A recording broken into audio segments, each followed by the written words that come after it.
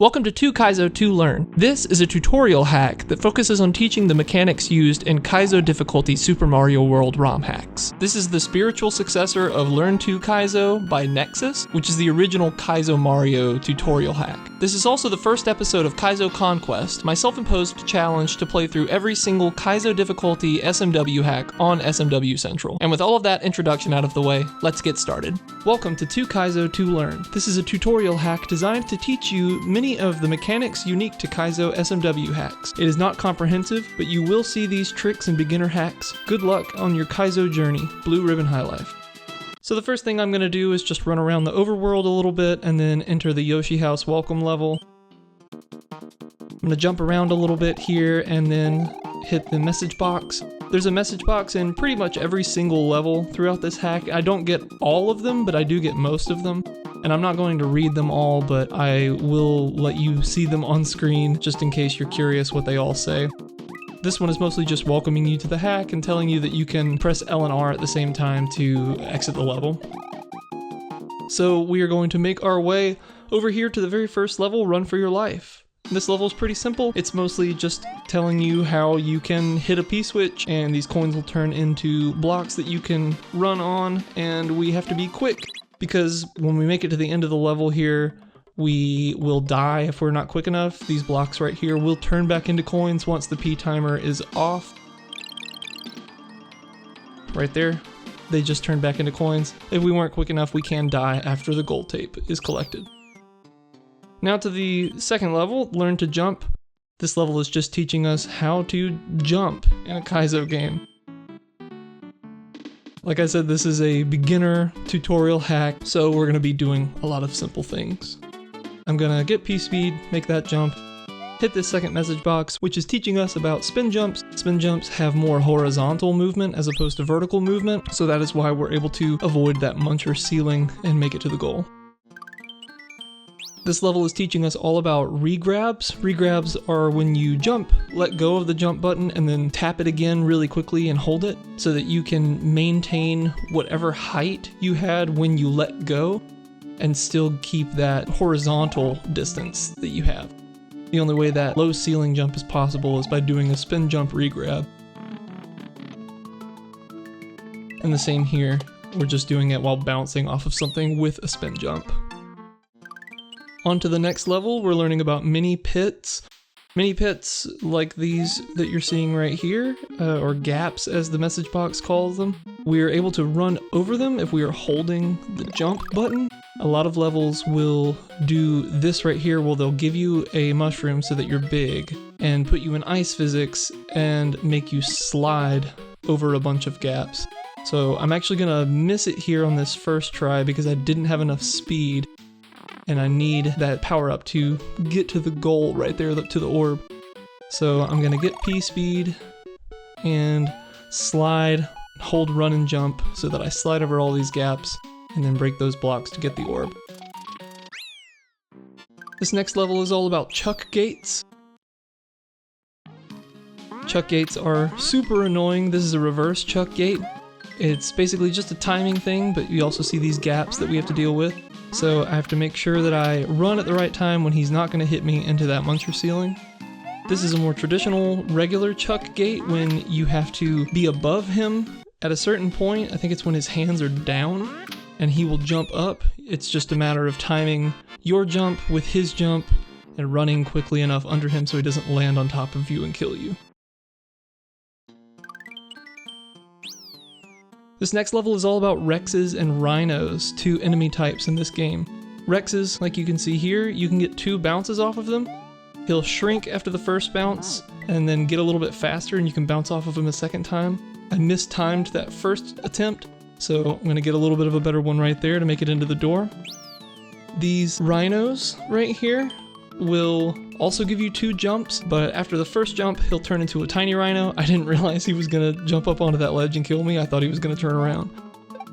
But he will shoot out fire when he's a tiny rhino. I'm gonna barely hit that bullet bill, make it to the next ledge, and then mess up this timing and die. But I will get it on this attempt. I'm gonna bounce off that rhino, catch the bullet bill, catch these rhinos as they're jumping over the munchers, and make it into that next door. In this room, I can only spin jump. My regular jump is disabled. When you spin jump off of a Rex, it gives you a big bounce, but you only get one jump as opposed to two. This next level is about Goomba jumps or bubble jumps. Blue Ribbon says they're not very jank. I think they are not the worst, but they can be kind of jank. It's just about jumping onto that top bubble in the right way and falling through the next bubble and trying to hit that Goomba as it's falling. This next Goomba jump right here is kind of awkward, so you have to throw the Goomba up, and then after a couple of seconds he'll shake really fast, and that's showing that he's about to pop up and be normal, and if you jump as he's doing that, it will give you a jump. I'm not exactly sure why that works, but it does, and you can use it to clear that. That's not a trick that you see very often nowadays. This last level in the first section is all about slopes. So if you press down to go fast off the slope and then don't press anything on the D-pad, you will maintain your horizontal movement and you can go really fast and really far.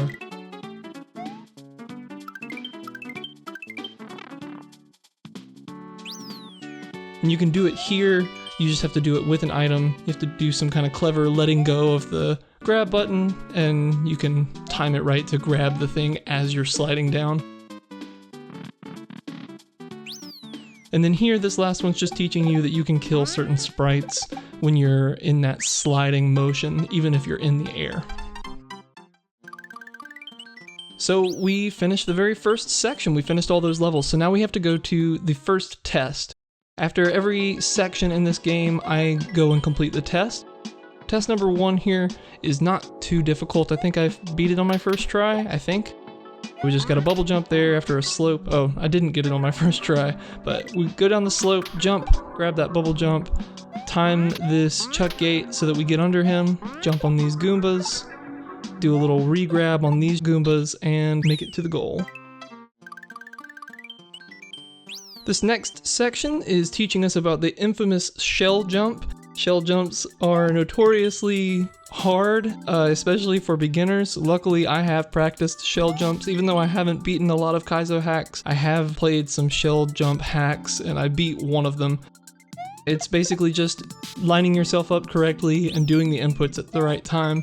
This type of shell jump is actually pretty difficult for me, especially. It's whenever you're moving towards the wall while jumping, and then having to do the shell jump.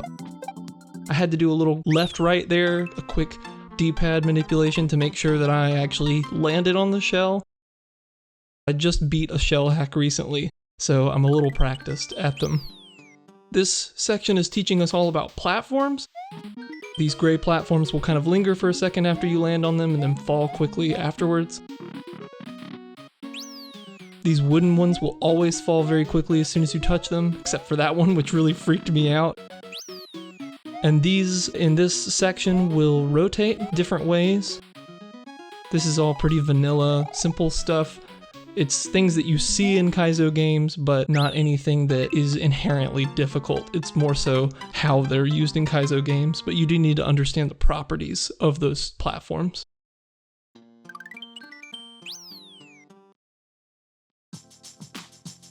This level teaches you about timed platforms. You can see a timer on them and they will fall after the timer is run out. I sort of messed up the setup there and I'm kind of out of luck, but I'm just riding these out, making sure to grab that one as it's falling and then making it. And then this one I'm just riding and doing some quick jumping and moving and timing all of my jumps so that I don't hit that muncher ceiling.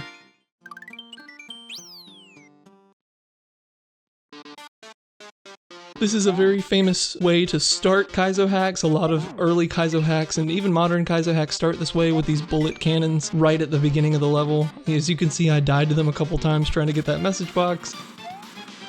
This is something I'm actually personally not very good at, so it took me a few tries to get even just that simple riding the bullet bill wave.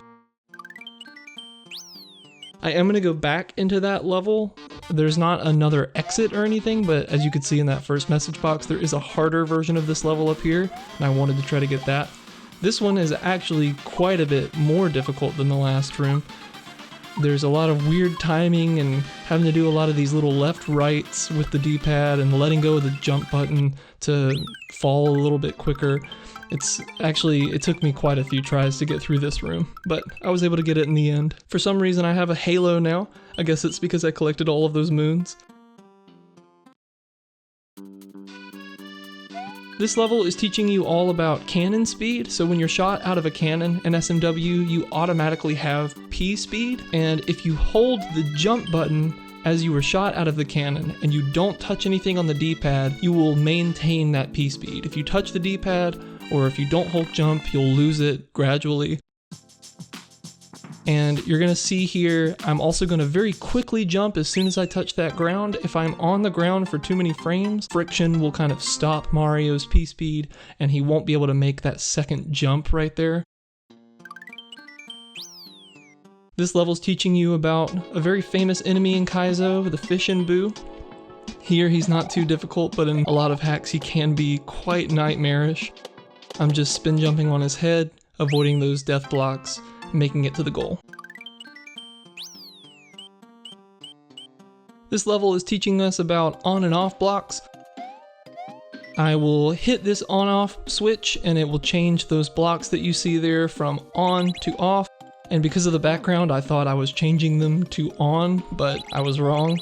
So I'm just gonna do some pretty simple platforming, throw this shell up here and grab the orb.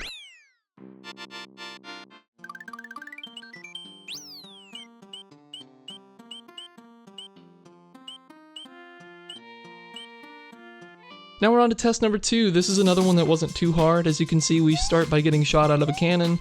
We see our on-off switches, our timed platforms, our gray platforms. This trick again where you have to ride the back of the timed platform so that you can avoid the muncher ceiling, hitting a lot of on-off switches. I actually did this level on my very first try, but on that last gray platform I hesitated by accident and it fell a little too much. I couldn't reach that ledge, but I was able to get it on my next try. On to the next section, we're here learning about how to spin with an object in our hand. So when you have an object in your hand as Mario, he can't jump as a spin jump, he can only jump normally even if you press A. But if you throw it up in the air, spin jump, and catch it in the air, you'll keep your spin jump. This level is teaching us about when you spin jump off of an enemy in the air, you will maintain a little bit of vertical height. I messed up the jump right there, but you'll see right here, Mario kind of lingers in the air a little bit. You can really see it here when I spin jump off of these Goombas. He'll go a little bit more horizontally than you think he will. Here we're doing sort of a similar thing, but this is spin jumping as Big Mario on these turn blocks. Blue Ribbon has made this pretty easy where you pretty much just hold right on the D-pad, but a lot of times creators don't make it that easy. This is a pretty difficult trick. It kind of looks really simple, but it can be really annoying to get. This level teaches us about how to catch and spin jump off of these spikes. This is honestly one of my least favorite tricks, another one that I'm not too good at. This part is pretty easy. It's an assisted spike jump because that 1F0 tile is catching it, but this is what a spike jump normally looks like, where you have to jump out, make it fall down, land back on the platform, and then jump out again and catching it as it's falling. Spin jumping off of things as Mario as they're falling is usually pretty difficult, which we're going to see again here in this thwomp jump level. We have to jump up to the side of the thwomp and then kind of catch it on its way down. We don't have time to go back to the ground and catch it. So right there I jumped too low, and there I got it. Yeah, that timing can be very strange and awkward. It's something I'm still not very good at. In this level, we're spinning off of Torpedo Teds, which is this enemy right here. Blue Ribbon's just calling them Theodore Teds, which I really appreciate. I screw that up. If you go left at all while you're on a Torpedo Ted, you will pretty much, you're guaranteed to die. They start off slow and they get faster and faster, so you usually have to hold right or at least not hold left too long in order to maintain your speed with them. This last level in this section is about spring jumps. Blue Ribbon talks about that these are hard, and I'm not saying they're not, but I think it's maybe a trick that I don't have a ton of difficulty with.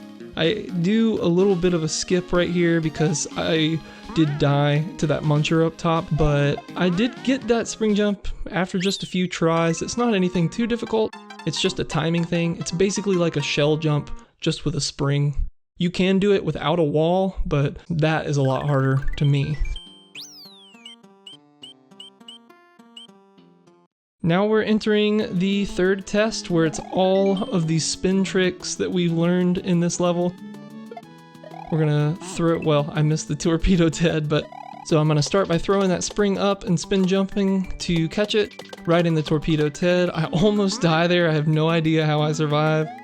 Doing a quick spring jump, got it in my first try, going into the pipe. And now I have to do this spike jump. Luckily, it's assisted right there. Gonna just spin jump off a lot of things, catch that thwomp, barely make it onto the top there, and there we go. Yeah, another test that wasn't too difficult. Most of these have been not really all that bad. This level is teaching you about all the different Chuck enemies. So this is Chargin' Chuck. He will, as his name suggests, charge after you wherever you are. He can break through these turn blocks, and he can ride on this 1F0 tile, which allows me to just bounce on his head and get over that. Mario can't walk on that little net looking thing right there that's called 1F0. We're going to learn about that in a future level. This is Diggin' Chuck. He will throw rocks with his shovel that you can bounce off of. This is Passin' Chuck. He will throw footballs. I almost got by that one, and then I did get got by that one, but I landed on that football right here pretty easily. That's just a timing thing. And then Blue Ribbon calls this one Confused Chuck. I don't know if that's actually what he's called. I always just call him Baseball Chuck. But basically he will jump when you jump. You just have to time your jump and then running under him like a Chuck gate, but he throws baseballs. This level teaches you all about fish and what they do outside of water. So these fish normally will just kind of swim around back and forth in water, but when they're out of water, after they swim back and forth for a little bit, they'll pop up in the air and you can actually jump off of them. This is Rip Van Fish. He will be asleep, and when he's in water, he'll chase after you. But when he's out of water, he will kind of slowly move towards you, and he can't come off of the ground because he's not swimming at all. So you can spin jump off of him and kind of lead him on that path on those munchers that you can't touch. And then this guy, I didn't get this message box, and I can't remember what this fish is called, but he's got this weird hitbox you can kind of bounce on his head if you're spin jumping, and when he's out of water, he will slowly descend and follow Mario from left to right, so you can kind of spin jump over large gaps. This level is sort of a miniature Sky Tree. Sky Tree is a really popular level type that will show up in Kaizo hacks. So we're gonna hit that first block and then just kind of quickly climb up the vine to make sure that it doesn't get stopped by any of those turn blocks. This is my favorite, I guess, sprite is what it would be. The green beans, I think they're really funny looking. I'm not sure what Blue Ribbon's talking about here. I'm not sure if maybe the screen wrap here, where I'm going through the bottom of the screen to the top of the screen, is caused by the green beans, but that's what's happening. The trick with these is, depending on where you're standing on the green beans, will determine how high your jump is. So right there, I had to be very specific about where I was standing so I didn't go too high and hit that muncher ceiling.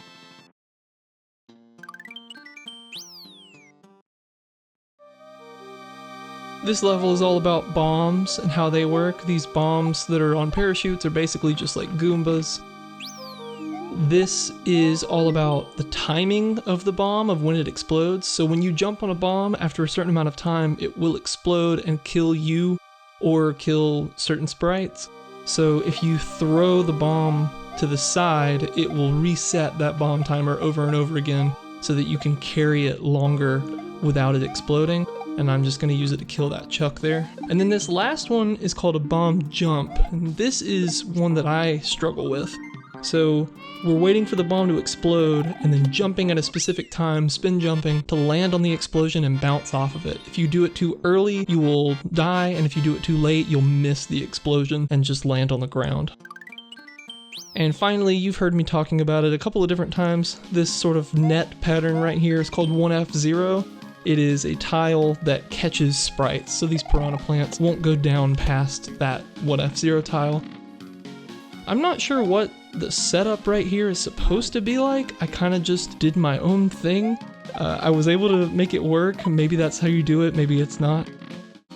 This room teaches you about Yoshis and 1F0, so if you dismount Yoshi, he will land on that 1F0 and ride across it.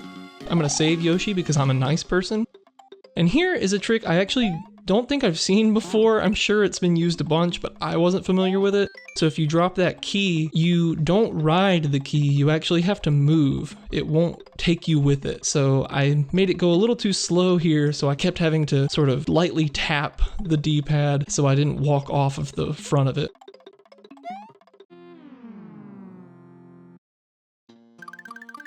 This test gave me quite a bit of trouble. Test 4 was really difficult. It seemed like a bit of a difficulty spike. Maybe it's because it used some tricks I'm not super familiar with, like this bomb jump. I died to that a few times because I couldn't get the timing right. Here's a charging chuck.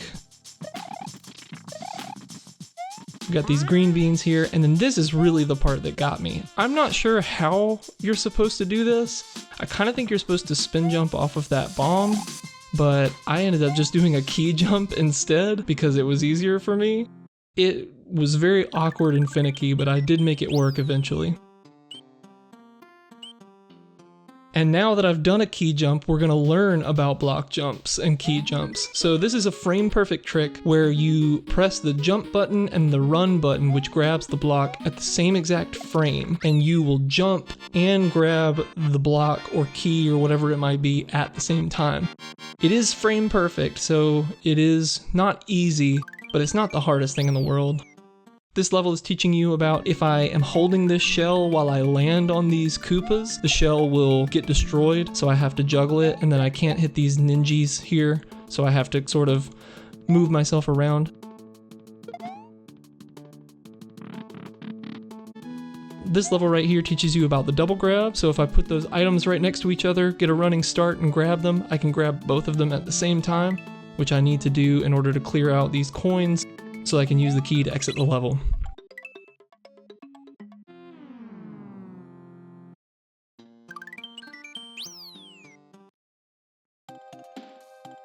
This level is our key grab. I usually call them key jumps, but key jump is actually a different trick. So there's that frame perfect trick, and then I struggle on the easy part of the level for some reason.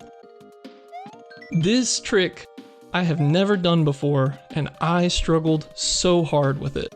So if you duck, it makes it a lot easier, but you have to key grab, jump, drop the key, land on the key, and then do another key grab. It was very hard. I spent a long time on that trick.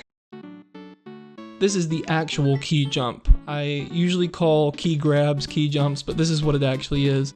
So this is doing a key grab twice in a row. So you have to jump, let go of the key, and then land on the key, and then jump again. Right here, I'm not getting close at all.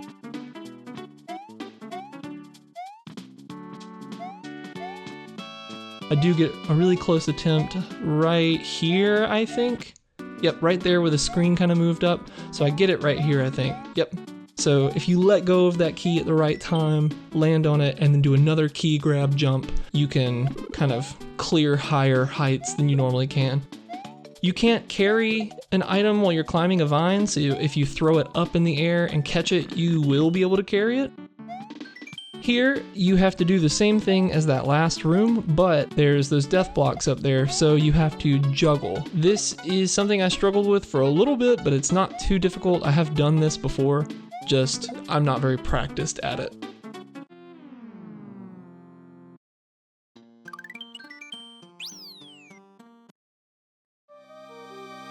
This level was very simple. This is just teaching you about down swimming.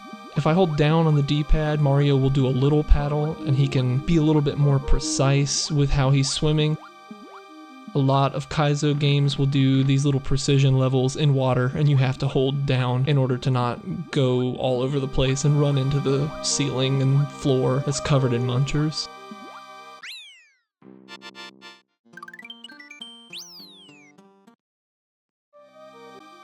Completely opposite to the last level, this level is teaching us about up swimming. So if I hold up, Mario will swim up very quickly. He'll do big paddles. I'm being really hesitant right here. I kind of screwed up my timing and I didn't want to mess up, so I take the safe strat and go slowly, but I could have just fallen pretty quickly if I had timed that better. This is item swimming, so when Mario is in water and he has an item, you don't control his swimming with the B or the jump button. Instead, you control it only with the directional buttons. He will constantly move up, but if you press down, he'll do a little downstroke, a little swoop. So you have to time that. That trick was actually pretty difficult. I nailed this level on my first try without really meaning to. This is teaching you that you can swim through dolphins. So I went into the soft lock so I could read the message box. A lot of creators will put these dolphins at the end of a really difficult water level, and right when you're about to enter a pipe or something or get the orb or whatever it might be, they'll send a dolphin up at you out of nowhere and it'll take you into a soft lock and you have to reset. So now we're going into the swim test. So we're going to start with this down swimming. We're going to do some really precise swimming right here. And then we're going to go into some up swimming, some item swimming. I think you are supposed to kind of go up and over these urchins, but I just took the safe route and went under everything. And then I do remember to bring my key with me. This box says something about, oh, you forgot your key, but I was smart enough to bring it along, luckily. And then I got really scared. I thought this was going to be another key drop, but luckily it was just a key grab and I was able to get over it. I actually screwed it up right there, but I was able to save it and get back up. And then do a key jump to end the level. I think it takes me a couple tries, but I get it pretty quickly right there. And then just go through that turn block and end the level.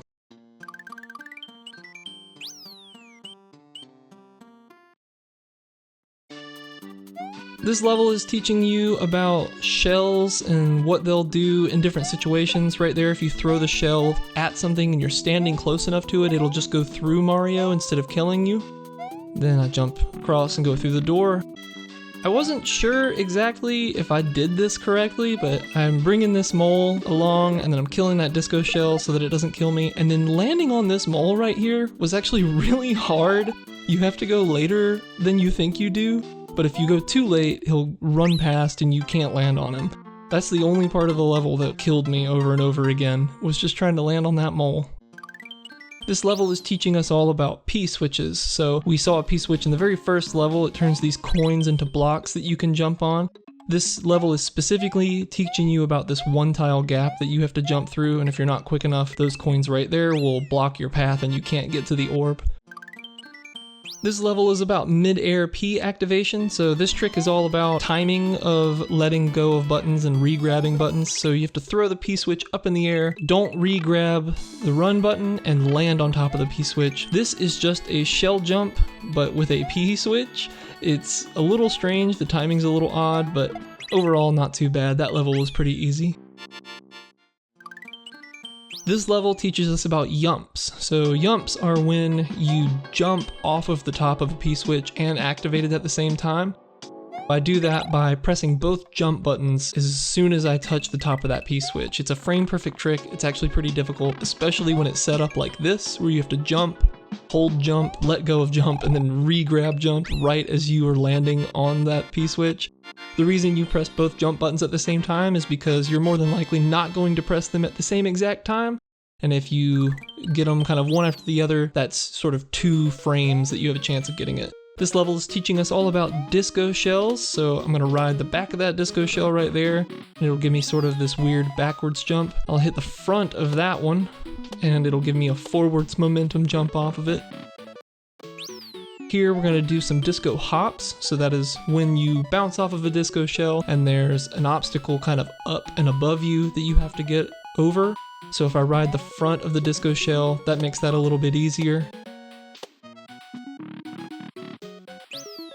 This is about disco surfing, so if I don't hold the jump button and I ride the front of the disco shell and hold the run button, I'll maintain the speed I'm going, match the speed of the shell, and just kind of get some tiny hops going under that muncher ceiling. And this last one killed me quite a lot. It's a little bit weird timing wise. If I don't jump out far enough on that last jump, that disco shell will come back and follow me mid-air and kind of hone in on Mario's position and kill me. And this last level in this section here is about grinder spinning, so you can spin jump off of these saws right here. I'm pretty bad at this trick as well, even though it shows up a lot in hacks. It's just something I've never been very good at. Especially right there where you have to go from not holding jump to get over something. That timing usually throws me off. It took me a few tries to finish this level, but I did get it after a little while.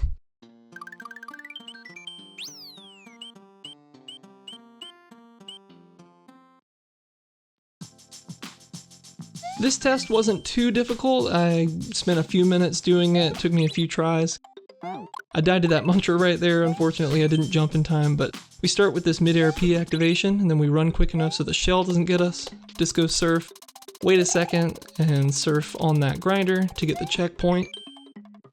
Then this text is telling me that I don't have to yump, and I was thinking so hard about not yumping that I screwed it up. So you ride this disco shell after hitting the P switch, and that ending is pretty easy. It's just making sure you don't take too much time, or else these blocks will turn into coins and you'll die. This section is all about Yoshis, so we're going to be learning all the different things that Yoshis do. If you feed Yoshi 5 different things, or if you feed Yoshi 5 times, he will grow into Big Yoshi. So I'm just feeding him his 5 eats. And once you have a big Yoshi, usually what you do is you ditch him into a pit. This level actually doesn't ditch him into a pit, instead that sprite killer kills him. And then I grab the orb and win. This level is teaching us all about Yoshi and what happens when he eats different color shells. So the green shell will just act normally, he just spits it out like a normal shell would. You can't take Yoshi through this door, so you have to leave him. If he eats a red shell, when he spits it out, it'll be fire, so that fire will kill these chucks. And I was supposed to follow the fire and let it kill this guy, but I messed it up, so I just jumped on his head and killed him. Do a little Yoshi moonwalk right there. Enter the door. If Yoshi eats a blue shell, he will get wings for a short amount of time and fly. That little timing getting through that gate is really difficult, and I accidentally killed that Yoshi without needing to. If he has a yellow shell in his mouth, he'll do that big stomp, and he can do things like that where he will make that Goomba activate the the on-off switch. And here we see that there are also different color Yoshis. So green Yoshi does what we've seen him do. But a red Yoshi will get the properties of the shell that he has, and when he spits it out, it will do a fire breath. So you sort of get 2 different Yoshi properties for the price of 1. This level gave me a lot of trouble, so I understand double eats, but I couldn't figure out exactly how to do it. If you do those quick little left-rights right as he eats something, it will count as a double eat. So instead of needing 5 eats, he can do it in 3. Blue Ribbon explains that in the message box, but it took a lot of kind of trial and error for me to finally get it. And this level is teaching us about jumping off of things as Yoshi, so you can do spring jumps with Yoshi, the timing's just a little bit different when it's just Mario. And you can do shell jumps as Yoshi. Again, just the timing's a little bit different. You have to throw it at a different time in order to make it happen, but it's not too difficult, especially if you're already decent at spring jumps and shell jumps without Yoshi.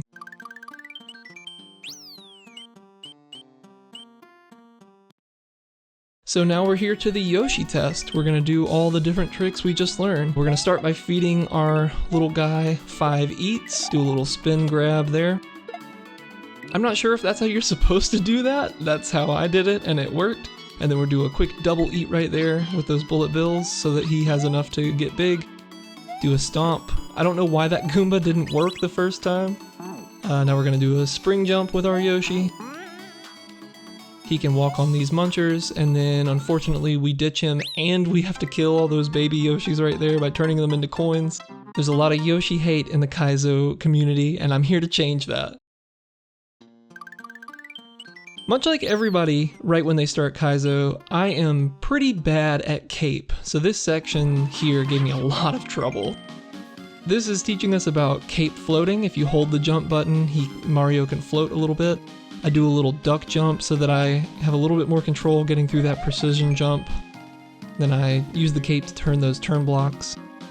Here we're learning about the dive bomb, so I'm gonna fly up into the air, dive down, and then pull back up. And you're supposed to dive back down and hit the ground so that Goomba will hit that switch, but I messed it up. Luckily I did save it. I had enough room to get P-speed again. This level is all about tight flight, so the boxes here kind of explain a mechanic that you can use where when you're in flight, if you tap B over and over again, Mario will slow down. And it's something you don't really see in vanilla, but you see a lot in Kaizo. I actually don't do it in that room because I kept screwing up, but I do it in this room. This room's a lot harder, so I use this slowdown. You can see me doing it right there. Then I sped back up a little bit, and then turn those turn blocks to get the goal. That looked really easy, but it took me a while. That tight flight in those tight rooms is actually really difficult.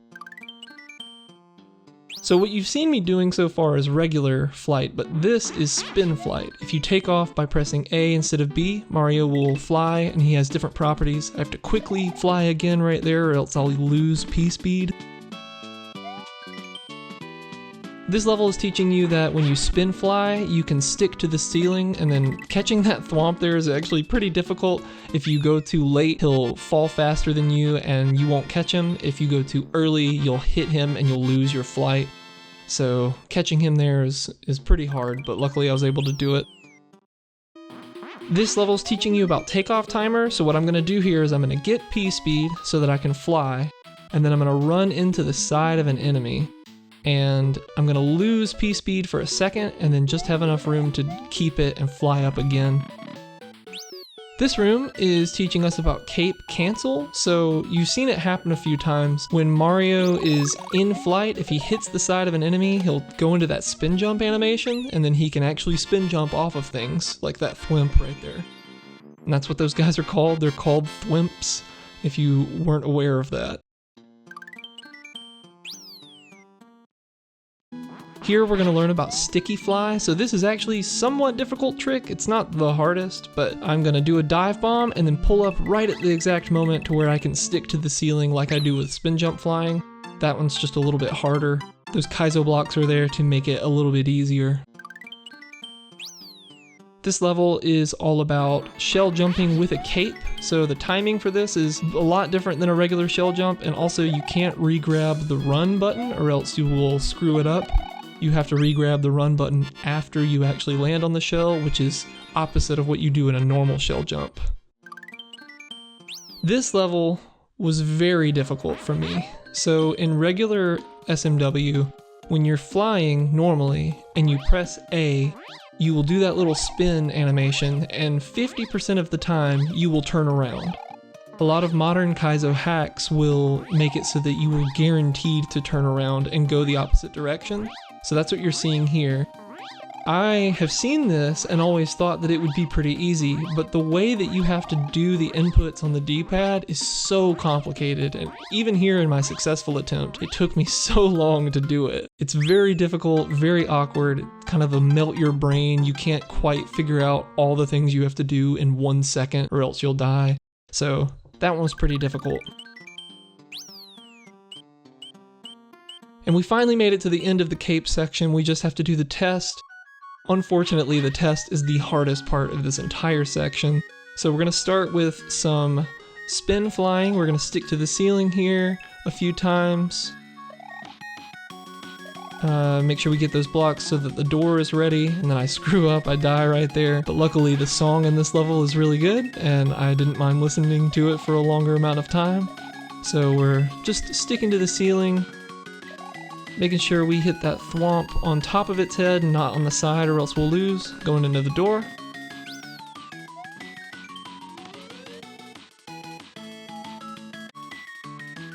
So in this room, we're gonna do a quick sticky ceiling fly, then we're gonna do this patched turnaround, and I, watching this back, was so shocked that this is the successful attempt that I have. Again, this takes me a while because I'm not very good at it, but I almost messed up right there. There's a few times where you'll see Mario kind of do a little twitch, like right there. That's me messing up the input timer, but luckily saving it. This isn't even the hardest instance in this game of using this patched turnaround. There's one later on in the game that is just a trick that took me forever, and I couldn't get used to it. Even here in this successful attempt, I barely make it. I think I get the last pixel on this edge right here. Yeah, that room took me quite a while. I spent several minutes in that room. And we're on to the shell section of this game. So this is shell buckets. Basically just when you throw a shell into those little areas and they'll bounce back and forth pretty quickly. This section is teaching you about how there's small shell buckets and longer shell buckets.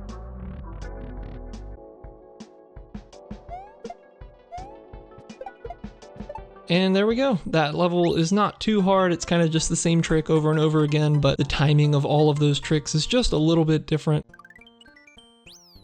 This level is teaching us about shell nudges. So I mess it up right here. I hit the wrong side of the shell. It's okay because I needed to get that message box. Right here, what you want to do is land on the right side of the shell or the left side of the shell and not hold run, or else you will grab it. And then I didn't go get that box in this attempt, but I did screw it up the first time. I just didn't show it here. It says the same thing as it does in the previous room.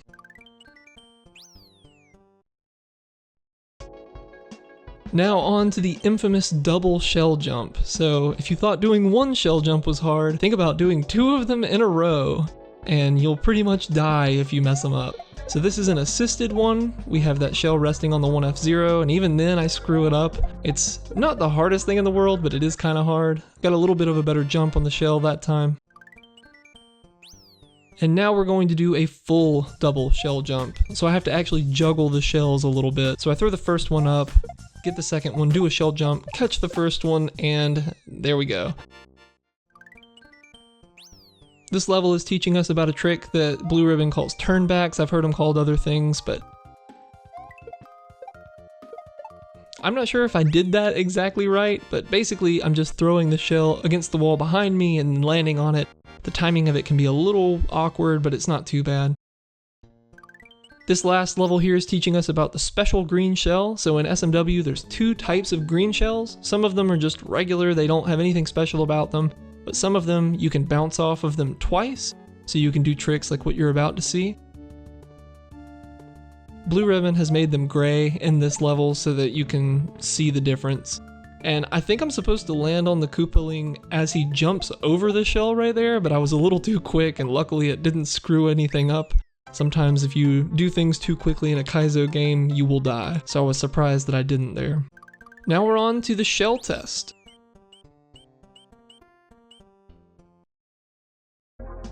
So we're going to start with this assisted double shell jump. Not anything too complicated. Do a little shell nudge, and then there we go. I actually nailed this level on my very first try, except for that very last shell jump. I missed it. I barely didn't make the ledge. I was really upset. I was so proud of myself, but it's okay. I think I got it in like 2 or 3 tries. Here we're going to learn about some custom things that show up in a lot of newer hacks. So this is motor skills. It's pretty simple. It's just you can change your type of jump in midair. And I wasn't ready for this room, so I die on my first try. But yeah, so I'm starting with a spin jump, changing to a regular jump, and bouncing off that Koopa. This is a very easy motor skills level. They are usually very hard. This level teaches us about double jumps, which I found out I don't even need a double jump to get across that first one. And then that jump right there is extremely difficult. I had so much trouble getting under those munchers. I don't even know how I did it. I felt like I was doing it for 20 minutes with no change, and I finally got it right there. And then this level right here is teaching us that with the R button or the L button, I use R, you can change these on and off blocks. So you have to do a quick one right here, quick one right here. And then you can actually still continue to affect them after you get the orb. So you have to make sure these right here are on, because otherwise you will die after finishing the level.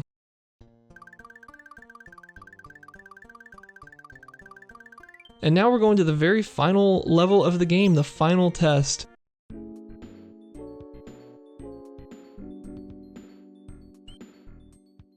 So I noticed a huge difficulty spike in this level, but we'll talk about that in a second. I'm going to read this block. Time for a final test. If you've beaten everything up to this point, you are already ready to start on some beginner hacks. This victory lap should help you reflect on all you've learned and accomplished. Congratulations. So here we go. I'm going to slope jump, quickly jump off that pipe, do some shell jump stuff. That section right there is actually pretty hard. I tried it a few times and kept dying. I'm gonna catch this spike right here, catch the thwomp. Again, two of my least favorite tricks back to back right there. Now on to a cape section, which I had a lot of trouble with. Quick sticky fly, and then here's that trick I was talking about. That turnaround into a shell jump while wearing a cape, I've never done before. It was so hard. Then we just got some P-switch and key stuff. This section was actually pretty easy. Just getting that shell jump at the end was kind of difficult, but it's not too bad. And there we go, and we beat the game. Overall, I'd say that this hack was pretty fun, pretty informative. I think the Blue Ribbon High Life did a really good job of explaining the tricks, and there was some comedy here and there that made it kind of fun. The music was really great. I think a lot of what I really enjoyed about this, after having played something like Learn to Kaizo, is that this definitely feels like an updated version of a tutorial hack. All of the setups feel a little bit more modern. A lot of the tricks, while they're the same as they have always been, they are kind of explained a little bit differently. So here you're going to see me restart the game really quickly just to make sure that I do have all of the exits. And there we go, 69 exits. Thank you so much for watching. If you enjoyed this, share it, comment, like, subscribe, all that stuff. If you do subscribe, I'll tell Toad to scoot over on the couch and you can have a seat with him. Thanks for watching. I'll see you next time. Bye.